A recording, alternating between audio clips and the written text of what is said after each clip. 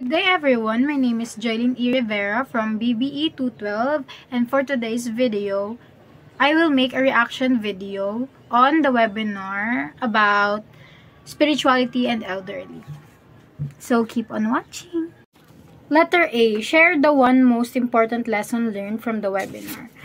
The most important lesson that I have learned from the webinar is spending time with your loved ones are treasures that cannot be exchanged with any amount of money in this world. Ayan. Yun kasi yung parang pinakamahalaga sa akin na natutunan ko, and yun yung dadalhin ko hanggang sa pagtanda na galing sa webinar. Letter A, share the one most important lesson learned from the webinar.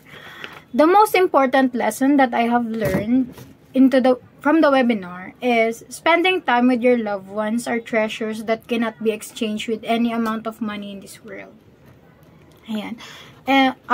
Yun kasi yung parang pinakamahalaga sa akin na natutunan ko, and yun yung dadalhin ko hanggang sa pagtanda na galing sa webinar. Letter C, describe and explain 3 values derived from the webinar. First is faith o pananampalataya sa Tagalog. Dito sa webinar, masyadong binigyan ng pansin yung pananampalataya natin, kung gaano tayo katatag or kung gaano natin kailangan yung pananampalataya sa buhay natin. And hindi lang sa buhay natin ng bata pa tayo, kundi maging sa buhay natin ng pagtanda. Second is love for the family and community. Pagmamahal sa pamilya at pamayanan. Syempre, dito sa webinar na to, hindi lang naman tungkol sa elderly, sa pamilya yung tinutukoy na elderly. Ang tinutukoy din dito is elderly na makikita sa community, makakasama sa community, ganyan. So, lahat ng elderly, walang pamimili, walang bias, inclusive yung elderly.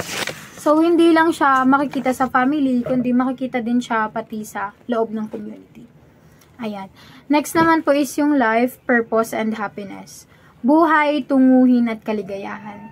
Maaaring sa simpleng pagtulong natin sa mga matatanda na makikita natin sa kalsada, makikita natin sa community, pwede natin silang mabigyan ng saya sa kanilang buhay, at doon din, at sa saya na mabibigay natin kada tutulong tayo, doon din natin makikita kung ano yung purpose natin, kung bakit nandito tayo sa mundo. Pwedeng ang purpose natin is tumulong, magbigay ng tulong sa mga nangangailangan, o tumanggap ng tulong at makatulong. So, ayun, maganda na alam natin yung mga values na ito, at maganda rin na may apply natin ito sa ating buhay.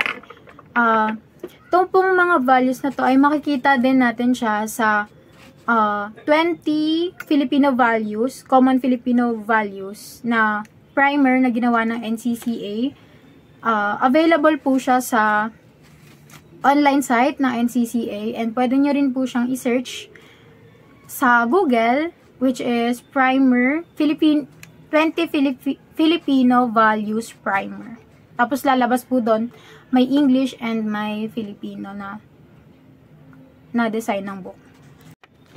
For the last part is letter D, share 4 specific and personal commitments you intend to do as a result of the webinar. The first commitment that I will do is I will always make time for my parents. Excuse me.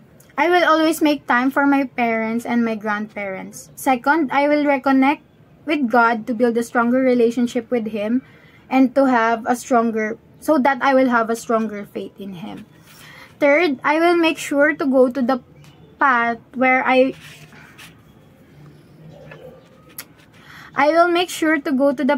I really belong and where I love the most. Because, parang pag pumunta po tayo sa path na hindi tayo sigurado, pwede itong maka-apekto sa buhay natin and sa buhay ng ibang tao. Hindi rin maganda na pupunta tayo dun sa path na hindi naman talaga natin gusto. Kasi, pwedeng maging problemado lang tayo, mapuno tayo ng doubt, mapuno tayo ng stress, kasi hindi naman natin talagang gusto yung path na dinadaanan natin. Kaya, I will choose to stay on my right path, and I will I will find the right path for me. Next, I will build a good rapport with others to have a stronger support system that would help me grow. I believe na pag maayos and stable yung support system na meron ka, mas magiging maganda yung progress mo and mas magiging maayos yung buhay mo. Kasi po, kagaya nga po ng mga sinasabi na tell me who your friends are and I'll tell you who you are.